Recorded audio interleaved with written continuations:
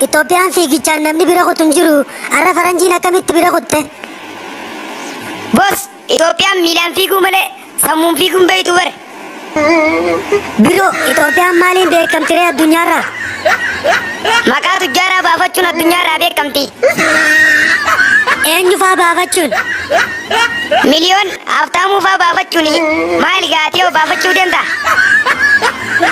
Lakkii baafachuun deemu. Baankii maqaa kanatti qusatan hundeesseetiin hojii jalqabuu deema.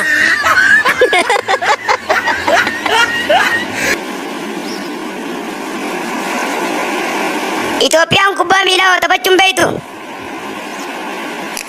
Kubbaan Itoophiyaa laaluu fi deeggaru kilaastaraan facaasuuf lafa qotuuf dongoru. Abeet Itoophiyaa biyya baalaandoorii deemii liqii guuri afooshaarra zoorii. Abbaa farmaasii daayiparii fidime. Maali daayipariin afaan Oromootiin naa fi misiifiin kan naa yoo jiraatte? Afaan Oromootiin fincaan dhuyduu jechuudha. No. Mana fincaan daa'immanii kan onlaayinii socho'u hin jettu. Maaliif barbaadde silaan? Turuuzimiifin barbaade maaliif naan kenninee balaa qalaa haasaa oolta? Siifiin kennaafi qorannoo dhiyoo tana qoratamte takkaan hojii jijjiiru jira. Qorannoo akkam jettu?